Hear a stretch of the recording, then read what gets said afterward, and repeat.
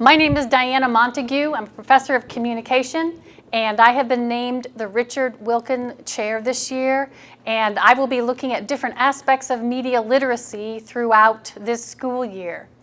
So this is my opening presentation to take a little bit of look on a couple different angles of media literacy. So I want to, first of all, thank you all for coming. I appreciate it on this Monday afternoon.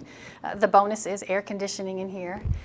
But we are in this wonderful place of literacy in the Mazza Museum. So I am very thankful to the museum for opening their area for us. And thank you, Dean Tully, for sponsoring this. I appreciate that as well. So let's begin looking a little bit at media literacy and the changing faces by looking at some changing faces. And so what we're going to do here is we're going to this whichfacesreal.com, a very creative way to label it. And we're going to take a quiz. We're going to go through 10 pairs of faces. And this is a combination of real faces and computer-generated faces. Okay? So this is an example of StyleGAN algorithm. And what it does is it lets computers generate synthetic pictures of people who have never existed. This person does not exist.com, again, another creatively named website. It shows how StyleGAN, that it can post an artificial image every 2 seconds. So is this seeing is not believing? So that's kind of one of the things we want to address today.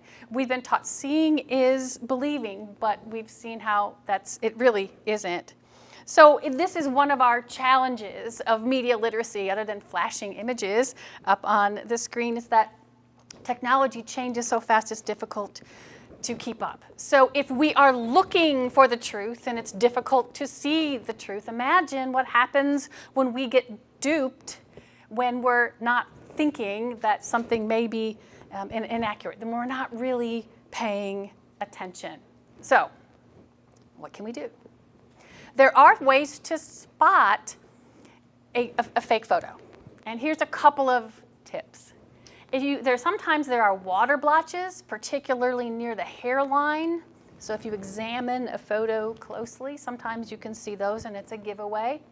Sometimes there's an odd background, kind of blurry background, or like this one on the right, you'll see like a dirty Scotch tape in the upper right corner. Or sometimes with some really weird backgrounds. Another thing that may assist us is looking at hair and the way it's created. As you'll see on the left here, a couple of the strands of the hair are like coming right out of the forehead. They're not actually attached to the hair. Or sometimes when there's thick hair, the color is kind of troweled in rather than more delineated. Another element of spotting fake photos is asymmetry. Sometimes you can see it in eyeglasses, or sometimes, like for here, she's wearing 2 different earrings and not intentionally. And here on the right, we have a photo here where either this gentleman left really early without seeing that he didn't finish shaving, or it's a new fashion statement when his mustache isn't balanced. So there's asymmetry in the photos. Another thing that you can examine and learn from is, or find out that it may be computer generated, is if there's a fluorescent bleed in the photo. So, is this a party trick? Or is it a media literacy skill? And I, of course, vote for media literacy skill. And one of the key things to media literacy, it is somewhat complicated, but the key thing is to pay attention. To pay attention. It's paying attention to the content of the message, to the source of the message, to how it's delivered, who is the intended audience and who may be peripheral audiences. It's paying attention to the truthfulness, the veracity of the information. And once you figure out who the source is, can you determine the authority of that source for that piece of information? Is that delivery method reliable? Where is the bias? And that's both in the media source itself and bias in us. the consumers. I know you can't see all the dot to dots, and some of you are familiar with this chart, but basically I put this up here. It's an interactive chart that kind of frames and charts media bias. And so what you'll see here is they split it up from relatively nonpartisan to kind of skews liberal, skews conservative. And then they also, on the other chart, is this complex information that they've spent a lot of time putting together? Is it analytical? Does it meet high standards? Or is it just sensational? And so these, again, you're not taking notes on this, but there are charts out there that can help us as a media literacy tool check where bias exists. So why do we even need to be media literate? Well, first of all, part of the foundation of democracy is being informed citizens. So to be productive, to know what's going on around us, to make intelligent decisions at the ballot box and other places in our lives, we need to be able to interpret media. Technology impacts the way our messages are delivered, the way we communicate, how we give value to messages is often impacted by the very technology that we use. Another reason we need to be media literate is to protect ourselves from those who may want to do us harm, whether it be to steal information, to invade our privacy.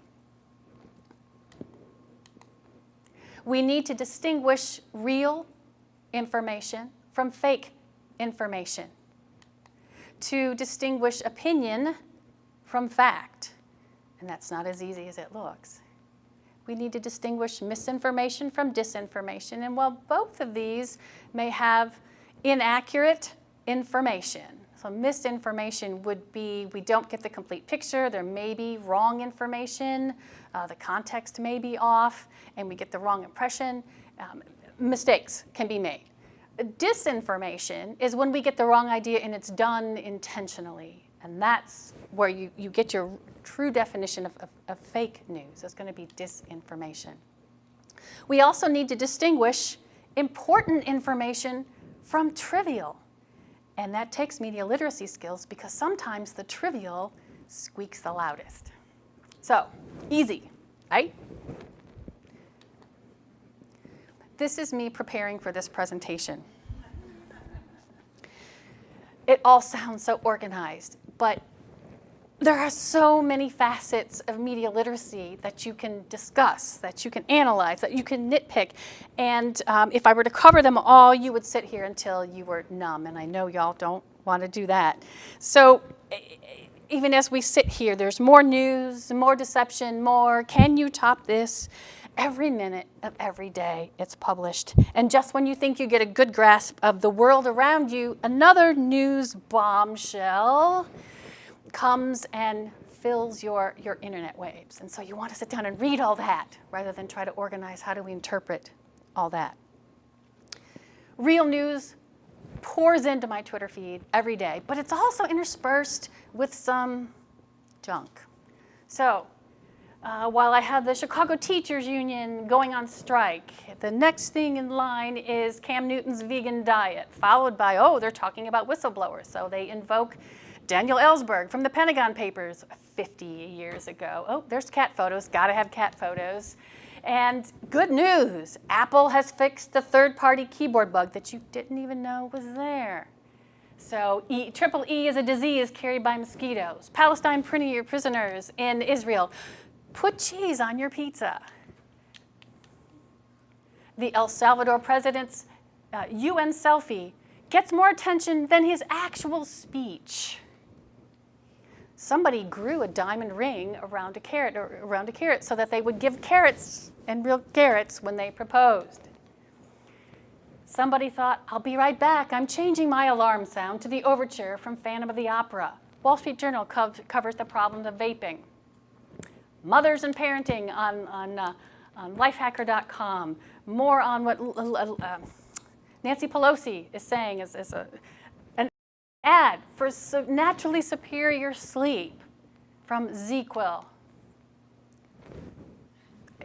I hope you can see why this is how I feel.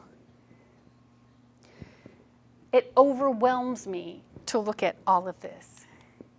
We live in anxious times. So that's why media literacy is particularly important. So, with the caveat that I cannot cover everything in 1 hour, so if you leave and say, why didn't you talk about this? I'm sorry, come to my office, we can chat. I can't cover every dark little corner of media literacy, and trust me, there are many. So this is what I would like to cover this afternoon. And for those of you who are in speech classes, remember you have your attention getter, and then you come to your main points. This is the main points part. I want to go over the history of some key media events and advancement. It's not a complete timeline, but there's some key things that happened that we can trace even from hundreds of years ago that have an impact now. I want to look at some of the changing technology's impact on our media literacy skills and on our privacy. And then I'd like to take a look at least a few tools that can improve our media literacy and maybe better protect our privacy while we're online. So we go back. It's like, oh my God, she's going all the way back to the 1400s. That's okay, we jump time. But I put the printing press up there because this was the original internet. This scared people in power because it shifted who had control of the message. So the printing press with movable type, and that made a difference in how fast you could switch out your pages. This was invented by Johannes Gutenberg in the 1440s. And he is well known for the Gutenberg Bible. That was his purpose in inventing the printing press. He was a metallurgist. He was an artist. And so he made 180 Bibles and hand decorated them. That was his purpose here. But the printing press started the printing revolution. And so you have newspapers that can be printed and carry messages far and wide. It's not just an oral tradition. So whoever controls the message controls power. And this is a theme, hopefully, you'll see through this. So we'll jump a couple hundred years. Hooray! Newspapers started around the world, but if we take a look at some American history and we look at the Colonial press in the late 1700s, and in early colonial papers, there were two types of newspapers. There were mercantile newspapers and partisan. So you had newspapers that had to deal with business, and you had newspapers that had to deal with politics. And the newspapers were actually sponsored by the parties so that they could get the messages out to their party. So it was up front which party they were for. So if you think that today's, oh, look, they're partisan, is new, that whole idea is not new. So here you had newspapers that were written for people with money and power, by people with money and power. So remember, who controls the message has the power. So 40 years later, we have a major shift in news. And this is the penny press era. And what this means, in 1833, this was the watershed year. This is when, at the time, newspapers were 6 cents, which I realize sounds like a great bargain today. But at the time, that was about $1.46 in today's money. And they dropped the cost of a penny from 6 cents to a penny.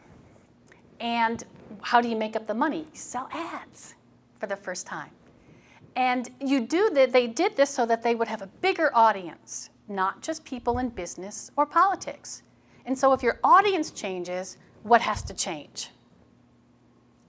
Content, right? Everyday people did not want to read about politics and business. They wanted to read about crime, corruption, gossip. Imagine that. So now newspapers are written by people with money and power for people without money and power. So there's a shift. The other things that are going on at this time in culture is the Industrial Revolution. And so you have, and you need more literate people to be able to follow orders and deliver them, create them, follow directions. You have people, if they're working in factories, they have more expendable income. And this is before the movies, before television, so they could buy reading materials. You also have mandatory education coming into play. People had to go to school until the 3rd grade. So you've got people who can read more.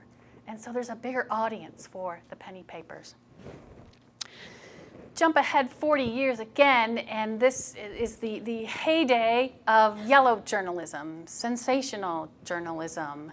And we had Joseph Pulitzer, who later went on to have much more respectable publications, and the Pulitzer Awards were funded by him. And his battle with William Randolph Hearst in New York for the most readers. And in fact, these folks who made a lot of stories up and who relied on newsboys to sell their papers, sometimes they could be prone to violence to make sure that the other's message didn't get out. So we have newsboys selling papers. We also, from that era, get a great musical called Newsies, and this is where it's all originally based from. So yes, there's sensationalism going on aimed at the common person, but there was also good journalism, objective journalism, journalism that was designed for the betterment of the community. And so here are a couple of folks who were key journalists at the time, who were respectable. James Gordon Bennett Jr., he was the publisher of the New York Herald. He took over for his dad, and he was known for putting money into good news coverage. We live in an environment today when news organizations are cutting the number of reporters, which is not a good thing. He invested in more reporters to get better information. Horace Greeley, you may have heard his name connected with Go West, young man, and grow up with the country. But he also was a journalist. And he was an advocate for the working class. He was very active in politics. He was the publisher of the New York Tribune. And I put him up here because what he did, he separated the opinion pages from the news pages. And you can see that in today's newspapers. But this was important to be able to distinguish the difference between, okay, I expect factual reporting and relatively unbiased as opposed to people's opinions. And so he separated it, and that is a contributor to the history of good journalism.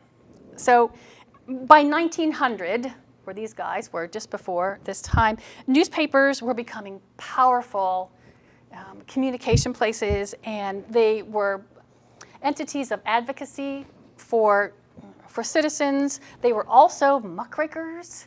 They had some sensationalism, but they also had objective journalism. And again, this is before broadcast. This is the only game going on, is newspapers. But there was some other stuff going on in culture that I just take one step back to take a look at that had an impact on the way people were feeling about culture. I mentioned earlier the Industrial Revolution, and that's changing literacy levels and income levels and things people can do, and they were getting more stuff. But at this time, as we're shifting to a more industrial area, we're shifting away from an agrarian culture into a more industrial culture. And there's a book that I had in graduate school. Jackson Lears wrote a book titled No Place of Grace, and it's about anti-modernism at the turn of the 20th century. And what he notes in this book, in vocabulary that was even over my head in grad school, was how as we moved from a predominantly agrarian society to a predominantly industrial culture, we became anxious about that move. Because what controls our life when we're farming? The seasons and the sun. What controls our life when we go work in the industries? The time clock and whoever owns the factory. And so the sense of control over our lives starts to get lost.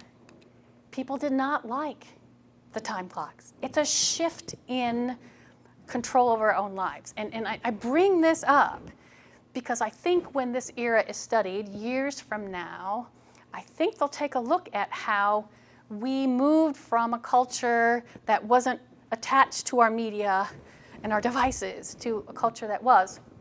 And I really think that there may be somebody's dissertation there on that, how that has this insidious anxiety level that comes with it. So that's my step back to what's going on in culture as all this stuff is going on in media. So in the early 1900s, again, before broadcast, people were reading multiple newspapers a day, which excites me to no end. Again, there was no competition for broadcast there. But then in the 1920s, again, we've got 20 years here, chunk of time, technology changes. And so it morphs the way we get our information. It morphs American journalism, and first with radio and then later television. So radio, when it first came about, was big radios. And before television, you would make this the centerpiece of your living room. Your furniture would be around it, and you would sit and watch the radio, even though there was just sound. So you would get your news, your entertainment from there. So people trusted the radio. Really didn't think that you would need media literacy skills to distinguish truth from fiction. It's coming out of there, it's got to be reliable. And then, in 1938, radio's been around a few years, and we're way into the Depression, and it's the day before Halloween, and Orson Welles does a radio play rendition of H.G. Wells', no relation, War of the Worlds. And he sets it up in the afternoon.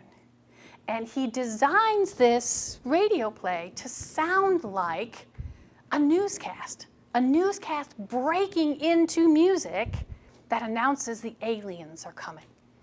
So the original novel, War of the Worlds, came out in 1903, so it's 35 years later. So he's on the afternoon, he's doing this live radio production, and the sleepy switchboard lights up. People are going, what's going on? And so people are afraid that there's really invaders from Mars. And so they're getting on the phone and calling their family in Chicago, and they're tying up lines. And not everybody thought this was real, but people who were listening who didn't start at the beginning when he said, and now a production of War of the Worlds. They thought it was real. And so somebody came to Orson while he was in production. They go, people are scared. Stop and tell them it's not real. And Wells says, they're scared? Good, they should be. And he continued the production. So then the next day, all the newspaper headlines, like you see here, radio listeners in panic, taking war drama as fact. So the next day, Orson does a press conference. And they're asking him, did you know this is being misinterpreted?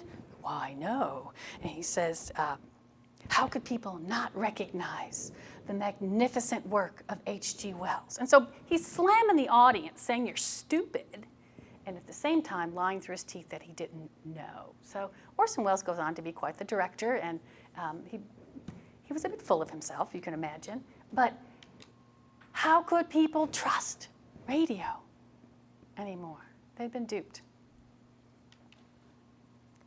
Enter the television. And while we were first introduced to the television in the late 1930s at a World's Fair, it was a little display. It really didn't come into our homes until after World War II. And so in the late 1950s, very late 1950s, 1959, I think there were close to 9 out of 10 households had a television, more than houses that had indoor plumbing. And so it had gone from this luxury to kind of a necessity. Just about every household had one. And television had entertainment, it had news. The most trusted man in America was Walter Cronkite. He was a television anchor. And those of us in journalism were all excited. People trusted journalists.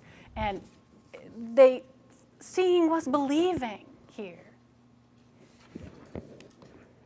And then, in the late 1950s. And this was when quiz shows were very popular. And again, this is when you had 2 or 3 channels, okay? So you may not recognize, not the 10 million channels, but everybody watched the quiz shows.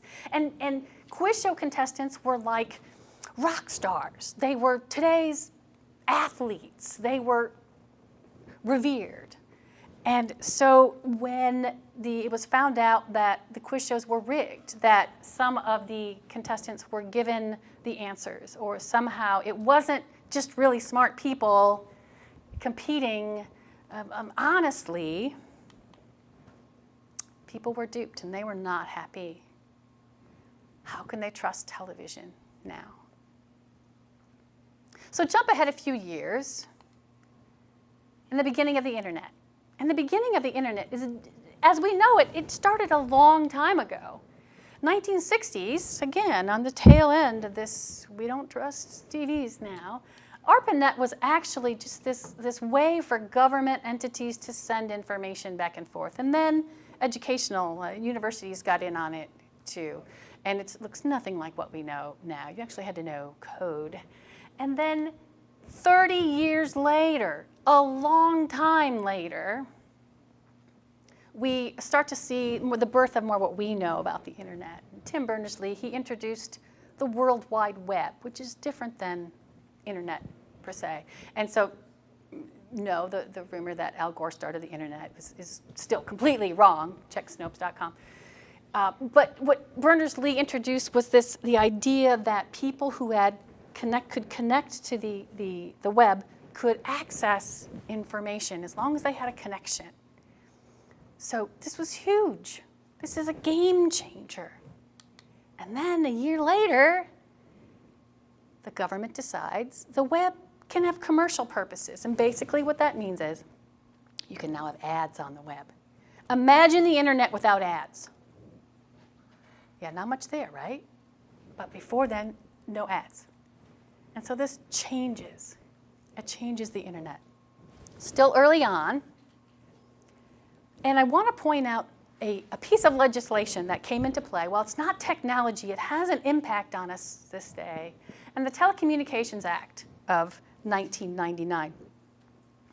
And it had a bunch of things in it, but a couple of things. It changed the number of stations that one conglomerate can own. And so it can limit voices. If they can own a lot of stations, and we see that happening now, it can change how many voices we have access to. And there was a piece of this called the Communication Decency Act, tucked into the Telecommunications Act. And there was a piece of basically what that act, the main thing was to try to control pornography. Of course, the internet goes live, what's the first thing that goes on? And so they tried to control who had access to it, and none too successful. But a piece of the Communication Decency Act that came into play was in Section 230, it declared that internet service providers were not publishers. They were not publishers. And why that's important. Publishers of information like newspapers or television stations, if there is some defamation on that entity, in that newspaper, on that newscast, the newspaper can be held liable, as well as whoever said the libel, we print libel, broadcast libel. But what this did was, and this is before social media, it allowed, Yahoo was really big at the time, and like AOL was big at the time. That allowed them to not be responsible if people put stuff up on there that was harmful. So AOL is not responsible. AOL is like the bulletin board. So you can't sue the bulletin board if somebody comes up and puts something nasty on it. And the reason the government did that was this was the infancy of the internet. And they didn't want it to fail. And they thought, boy, if we make the providers of internet services liable, if we call them publishers, then that's going to quash the growth of the internet. So this whole idea of not being a publisher is going to come into play soon after when social media is born. Again, social media wasn't around when that government piece went into play. So, 2003, MySpace is born. This was the largest social networking site from 2005 to 2008. Facebook, now ubiquitous, began in 2004 by Mark Zuckerberg and a couple of his buddies. And basically what Facebook started as was kind of a directory of photos of the people on campus, particularly the women. It was like, do you want to see if you want to date them or not? And it wasn't like Tinder yet, but it was just for Harvard people, and only accessible to Harvard folks. Today, there are 2.2 billion people on Facebook. And Facebook itself, we could talk about that forever, and media literacy issues, on ethical issues, on legal issues. But right now, Facebook is considered one of the 4 major technology companies, along with Amazon, Apple, and Google. So look where it started, and that really, it's only 15 years, and for some of you that may be a long time. But since the printing press, that's not very long. Quickly, we see other social media coming. Twitter, again, my nemesis, 2006, 2 years after Facebook. As of last year, Twitter had more than 321 million active users. Instagram, which is now owned by the behemoth Facebook, launched in 2010. It's a photo and video sharing social network. And then Snapchat, which is a little more recent, a handful of years ago.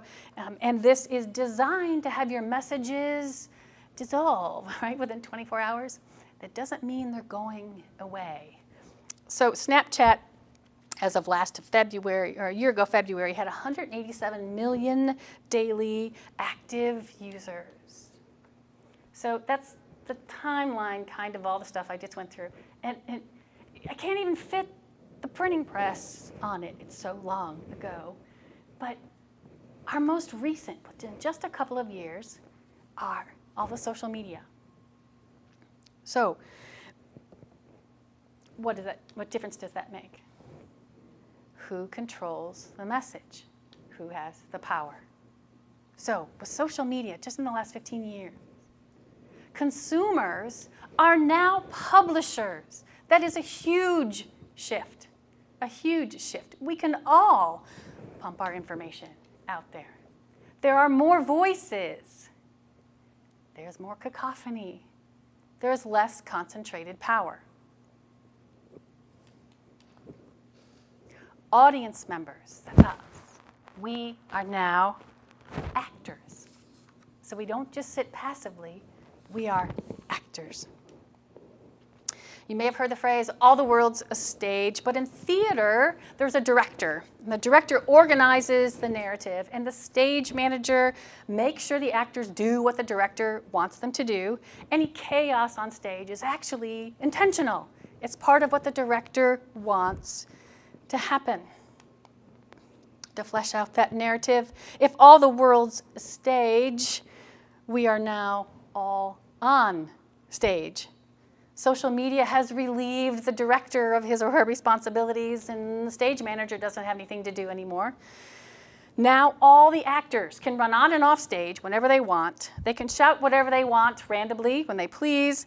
They can create their own distractions, diversions, disturbances. They say everyone gets 15 minutes of fame. Here, people want more than that, and they all want it at the same time. We, the audience, don't know who to focus on. You know, the director gives us guidance on where we should be focusing on what's important. So we need to know how to make that choice. And not only that, we can't tell what's important. We can interact with the actors. We can jump on stage at any time. So there's little order in this world of information on stage. And now, all those private thoughts that previously were limited to people's heads, and all those voices that were previously limited to coffee clutches and bar stools and kitchen tables and fence posts, now they're pushed out onto the world stage. There are countless simultaneous narratives and just random thoughts, like I'm going to switch my song to the Phantom of the Opera. There's no distinct curator of value or impact of the messages. And so that direct line of who controls the message is gone. And it happened quickly. That development of technology over time, if things develop slowly, people have an opportunity to adapt to change. We've just kind of been thrown in the deep end with social media. So, is technology hero or villain? Well, since the dawn of language, people have been gossiping to their neighbors, people have told lies, people have defamed others, people have bullied those who don't have power. People have craved the attention of others before the selfie was invented. People have had murderous, libelous, cruel thoughts about those they hate and those they love. And then came Twitter, right? Now that Tower of Babel is interspersed with real news and headlines, as I showed you earlier. And you have pictures of people's lunch in there. You've got off-the-cuff thoughts that were probably much better in their head than they were when they actually got published. And so, is it hero? Is it villain? So the internet has changed the way we communicate. It has amplified less than admirable behaviors, and some of the ramifications have been massive. So how has technology impacted media literacy and our rules? A couple of things. It changed where we got our information. Now, you recognize a smartphone there. A smartphone is just a little computer. So computers, bigger computers before the smartphones, they brought us email. They brought us the internet. We have texting. We have all the social media. And so they have brought us ways to communicate. And they have also brought us some angst. And they've also taken away a lot of the time that we used to spend directly with people. So technology can fix some things, but it tends to also generate more insidious problems that some may not pay attention to. So, what are some things that are contributing to media literacy's challenges in technology changes? Well, for one, the shift in the news cycle has had a major impact. And what I mean by the news cycle is, back in the old days, when I was in journalism school, there was a 24-hour news cycle. You put out one newspaper a day, and so you actually had a 5 p.m. deadline, which meant you could go check your news sources out and double-check and accuracy, and then people would read the newspaper the next morning, and they'd probably complain about it. But then they would go off and do their life, think about it maybe, the news, and then come back the next day. So the news cycle allowed us to step away from the news. Now we don't, or we can't. One of the two. It's a perpetual news cycle. So yeah, we still get one newspaper on our doorstep in the morning, which is a lot thinner these days, sadly. But the news keeps breaking. So there's no stop to it.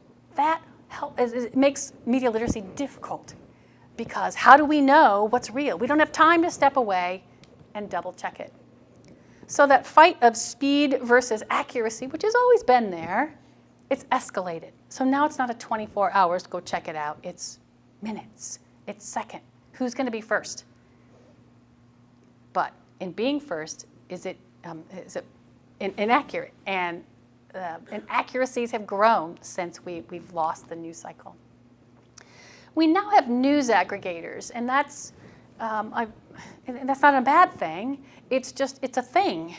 It's an entity that is now curating news for you, and they have their own agendas, and by curating they put a bunch of links, a bunch of stories, and so this is like Huffington Post and the Drudge Report, and Twitter is a type of aggregator, but you kind of set up, you have some input on the algorithms of what you get, but the news aggregators have an impact on what we see. So again, sometimes we think we see everything. Not all information is created equal. So sometimes we are surrounded by information that looks like news and squawks like news and is interspersed with the news, but it's not really the news itself. Propaganda flourishes on the internet, on television, and it exponentially grows when people forward propaganda without checking it out. Again, we come back to misinformation and disinformation, and they're out there. And despite admirable perspectives of long-dead philosophers such as John Milton and John Stuart Mills, who said, we need a marketplace of ideas where truth and falsehood can grapple, and truthhood will win out. I'm paraphrasing here. But the idea there was, if something is really is false, people will figure it out. Truth will win. As we can see, that doesn't always work today. So, a challenge, we have too much information. We content bid we don't share the same information that we're consuming. And so when we go to talk about it with other people in culture, we don't always share the same thing. So we control, which is nice to a degree, of what we watch and when. But sometimes, too, technology pulls us away from the rest of our lives. We can't always tell the difference between news and opinion. We don't have it all separated for us anymore like we did in earlier newspapers. And so we don't take the time to go in and evaluate the information. And so that's yet another challenge with all this stuff that we're surrounded by. And because we have information around us all the time, we think we are better informed. But what happens sometimes is the internet and social media make it easy to select stuff that only supports what we already agree with, confirmation bias. So in confirmation bias, we need to know that not all the talking heads are news.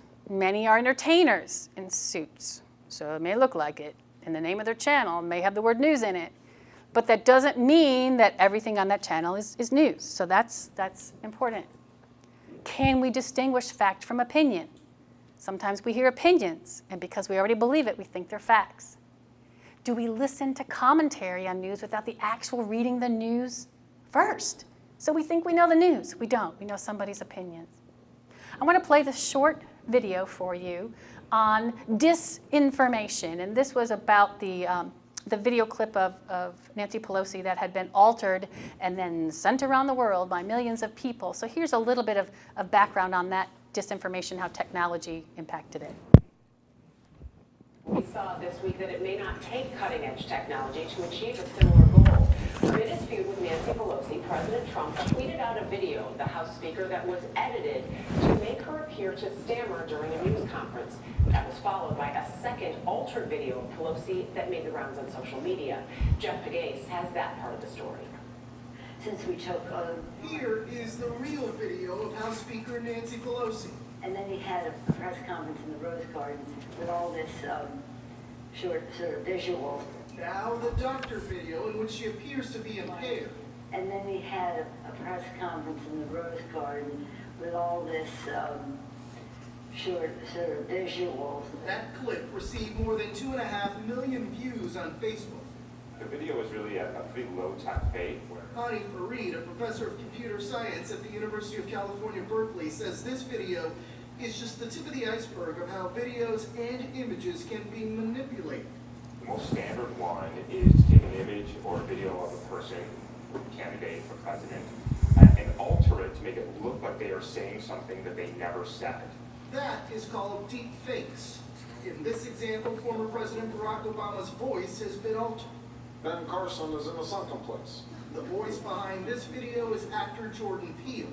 The use of altered videos has led U.S. intelligence officials to issue a warning ahead of the 2020 elections. This year's worldwide threat assessment says adversaries and strategic competitors would likely attempt to use deep fakes to influence campaigns in the U.S., but they could also be used for other nefarious reasons. What if somebody creates a video of President Trump saying, I've launched nuclear weapons against Iran or North Korea or Russia, and we don't have hours or days to figure out if it's real or not, and the implications of getting that wrong are phenomenally high. And what you have to understand about this technology is that it's not in the hands of a few, it is in the hands of many. The video remains on Facebook because the company does not have a policy that stipulates whatever you post must be true. Meantime, YouTube has removed the Pelosi videos. For CBS's Morning Saturday, Jeff Pegues, Washington. Well, there's a couple of issues there that you're going to deal with. One, the fact that they get left up, which is a major problem, and just the fakes themselves. I mean, we were joking sort of about the Mona Lisa, but this is really in the worst form that you could use it. Yeah, seeing is no longer believing. No. And that is Very true. It's scary place. Yes, it's making life very complicated. Seeing is, can you hit that so I can, thank you. Good.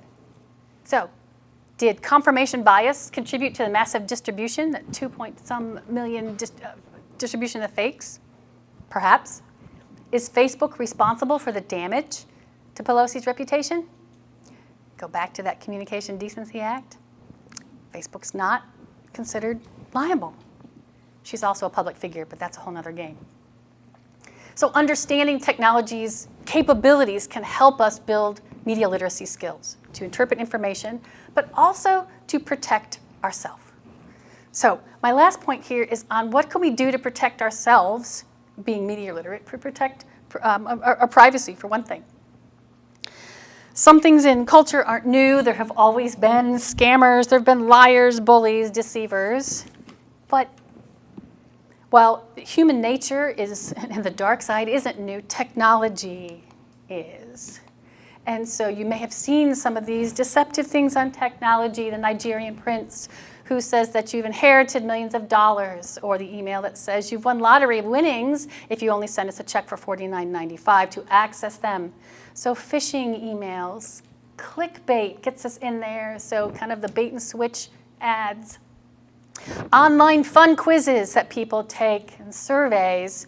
So this is BuzzFeed is famous for these. So spend the day eating McDonald's and we'll tell you how dateable you are. It's a little quiz. Or, answer these questions and we'll tell you what Harry Potter character you are. And so the thing is, though, every BuzzFeed quiz that you take, we give up private information that can help hackers. So what was the street that you lived on as a child?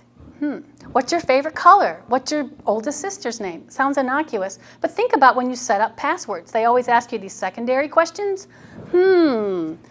Often those are questions that hackers can pick up information from that. So be careful about the quizzes. We are giving away our privacy, whether we know it or not. And when you're on social media, don't expect any privacy, okay? Once you step out on that platform, I don't care how high you have your settings, people can access it. So know that, go there willingly. And when you share the memes, like share this meme if you love Jesus. Jesus knows that you love him, okay? You don't need a meme to pass it along. And what that does is it connects your information to somebody else who may use that connection. You wonder how Facebook accounts get hacked? It's not Jesus' fault. Other issues of privacy, cookies, follow us where we go online. Google searches change the algorithm depending on what we're searching for. They're trying to learn who we are. So, yes, we're concluding. What does it all mean? How do they fit together? History and technology have changed so quickly that media literacy skills have gotten even more difficult. Technology is not always our friend. We have no privacy. Brings us back to the beginning, sort of, doesn't it? No. We have hope. This is media literacy woman. We can sharpen our media literacy skills. These are tools, not toys. You don't play with a circular saw. It has a purpose. If you misuse it, it is dangerous. So it's not just something silly when you tweet out or post on Facebook or Instagram. Recognize that journalism and other kinds of information are different. Journalists and other information purveyors aren't the same thing. And be able to spot the difference between facts and opinions. What's the difference between asserting something and verifying it? Is there evidence or just an inference? Acknowledge that there is bias in the media and acknowledge that there's bias in ourselves. So we just quickly review the source, the author. Is it news or opinion? Is it labeled? When was it published? Is it recent? Read more than the headline. That's not the whole story. Who's quoted? Is there other supporting sources? Is it intended as a humorous piece? Or is it supposed to be serious? Ask the experts. We have librarians that would be happy to help you. We have professors who would be happy to help you. Clark College has this great little website with tools on real news or fake news. Newslit.org. So there are just lots of tools online that can help us determine whether something is real or something is fake and help us develop our media literacy skills. So Pointer is an excellent source for this. Factcheck.org. You can find out whether something is real or not. And if there's urban legends, like Bill Gates is going to give you $5,000 if you pass along this information, you can go to Snopes.com and find out, no, he won't. So all kinds of tools out there to use. So my last set of faces. Which one's real? Left or right? Right? Yeah, it's the right one, because on the left we can see asymmetry, 2 different earrings. Good, good. So we've learned, yay! So we don't have to go crawl in the corner. But when we go on the stage and participate in the stage, we know that we have tools that we can use to determine whether or not something is valid or not. So using media literacy tools is work, okay? It's not just a passive thing. And so when we become more actively engaged in all that cacophony of information that's around us, all that information that we both consume and produce, we become more media literate. We become more knowledgeable citizens. And hopefully, we can become a little less anxious. Thank you.